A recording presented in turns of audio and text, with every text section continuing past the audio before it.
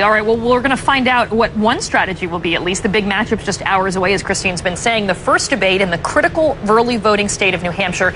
And Congressman Ron Paul is trying to build on what he accomplished in 2008. His campaign took on a life of its own on the web, surprised a lot of the pundits and experts. Joining us now from Texas, 2012 presidential candidate Congressman Ron Paul, who will be participating in tonight's New Hampshire debate. Congressman, great to have you with us, as always. Thank you very much. Good to be with you. I want to take a look at the latest CNN poll. It actually just released about 90 minutes ago. When we take a look at the field of GOP contenders, you come in 6th place with just about 7% of the vote. And this is your third time running. What are you looking to do in tonight's debate to win over more voters? Well, sometimes I question some of these polls, but that's a different story. But no, I don't change strategy. I just keep doing the same thing, and it's always been building.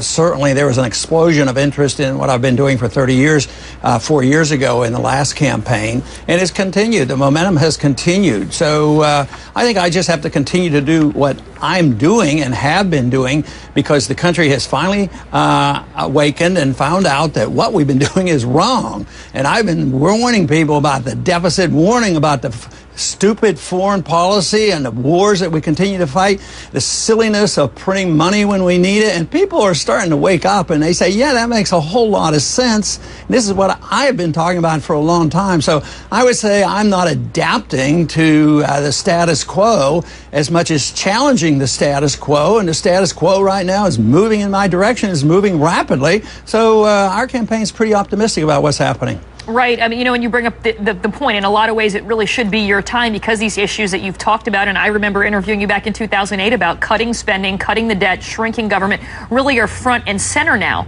Then again, there are some other views like isolationism that could potentially keep you from being a mainstream Republican candidate. So do you really think that there's a path to victory for you, even though some of your stances are a little bit controversial? Well, they certainly are trying to be made controversial by the media, who always wants to use the word isolationism, because that is not what I'm talking about. If anybody studied what I'm doing will know that you can't use that word. I talk about non-intervention. I'm a free trader. I don't want closed borders. And, you know, I just think that there's a big difference between not aggressively starting wars versus isolationism. Isolationism is closing ourselves off from the world. And I want to take the advice of the founders and follow the Constitution. That is, get along with other countries, promote trade, and promote travel. That's what we need to do. So it's the last thing in the world from isolationism. And besides, it's very traditional, it's very American, and it's very... No, I was just saying, if you're taking issue with the term, let's lose the term. Let's just talk a little bit about some of the positions that you've talked about. A pullout from Afghanistan at a faster pace, Iraq. What about Libya, Yemen, some of these other countries where we are now involved in, whether it's a major show of ground troops? No, but at least some sort of military intervention, be it drones or special operations forces. What would be your stances on some of those? Well, what it's been for a long time, just come home and quit that. And the majority of American people are saying that. They're sick and tired of a 10-year war. And now that bin Laden's killed, especially now, just come home. I mean, the foolishness of going into Iraq and now under UN orders and no permission from the Congress, going into Libya, starting another battle in Yemen, in Somalia, Pakistan, Iraq, Afghanistan. We can't afford it. I mean, the people know it. They're sick and tired of it. So I don't think this is strange at all. I think I am mainstream America right now on this foreign policy. You also said that there's no authority in the Constitution for FEMA. So after some of the disasters that we've seen this year, I mean, technically, the government wouldn't be there to help people in their neediest hour.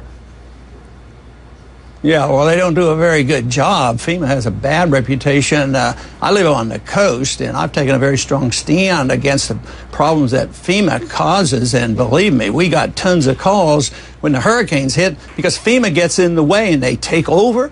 They're very costly. FEMA and that whole concept of insuring people with other taxpayers' money to go and deliberately build in dangerous places. I mean, it is so anti-economic to encourage people to do the things that the marketplace wouldn't allow them to do.